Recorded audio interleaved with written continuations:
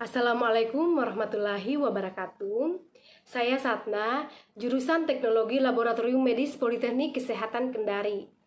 Tujuan pembuatan video ini yaitu untuk memenuhi tugas imunoserologi. Antibodi merupakan golongan protein plasma yang disebut globulin, yang terbentuk sebagai respon terhadap masuknya antibodi yang dikenal dengan imunoglobulin.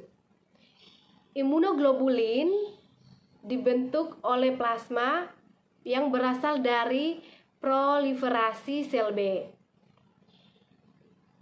Antibodi mempunyai kemampuan dalam mengenali dan menempel atau melekat pada antigen yang dikenal bisa menyebabkan penyakit dalam tubuh.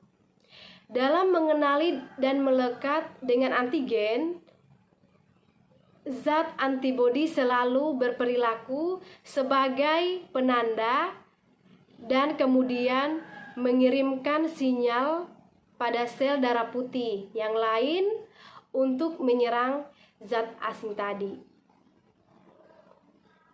Klasifikasi imunoglobulin terdiri dari IgM, IgG, IgA, IgE, dan IgD. 1. IgM. Imunoglobulin M atau IgM merupakan antibodi pertama yang dihasilkan oleh tubuh untuk melawan antigen atau benda asing yang masuk ke dalam tubuh.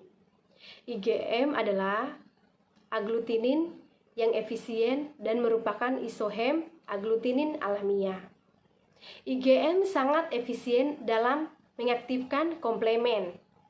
IgM memiliki jumlah yang banyak dan merupakan imunoglobulin pertama yang dapat mengenali atau merespon ketika ada antigen atau benda asing yang masuk ke dalam tubuh. IgM berfungsi sebagai alat komunikasi sebagai PCR atau gise imunoglobulin, serta sebagai tempat menempelnya antigen. Kedua, IgM. IgM merupakan antibodi yang akan terpapar atau merespon antigen atau benda asing yang masuk setelah direspon oleh IgM. IgM merupakan antibodi khusus mengenai antigen seperti bakteri. Setelah paparan dari IgM, maka IgG yang akan meningkat. Selanjutnya ketiga, yaitu IgA. Imunoglobulin A atau IgA ditemukan pada bagian-bagian tubuh yang dilapisi oleh selaput lendir. Berfungsi sebagai sekretorit, biasanya ditemukan dalam bentuk cairan-cairan, oksonin, contohnya seperti keringat. IgA berfungsi untuk memusnahkan bakteri, menetralkan fuksin. IgA juga bisa mengakultinasi bakteri serta bisa mengaktifkan komplemen melalui jalur alternatif. Keempat, yaitu IgE.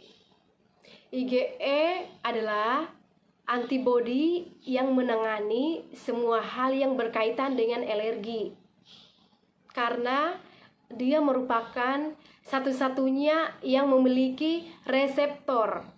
Antigen masuk melalui pernapasan, menempel pada sel basofil atau sel mas, kemudian melepaskan mediator yang disebut histamin. Salah satu hasil dari hipersensitivitas histamina inilah yang merupakan respon dari alergi. IgE pada infeksi kecacingan, dia juga bisa melepaskan eosinofilnya, yaitu parasit. IgE bisa mengaktifkan 3 sel, yaitu sel basofil, sel mas, dan sel eosinofil. Kelima, yaitu IgD. Imunoglobulin D ini berjumlah sedikit dalam serum. IgD adalah penanda permukaan pada sel B yang matang. IgD dibentuk bersama oleh IgM oleh sel B normal.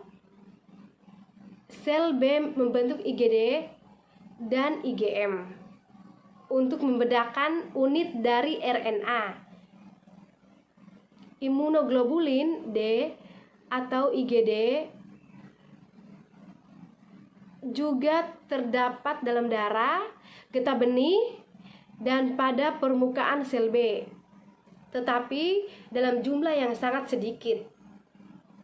IgD ini bertindak dengan menempelkan dirinya pada permukaan sel-sel T, membantu sel-sel T menangkap antigen.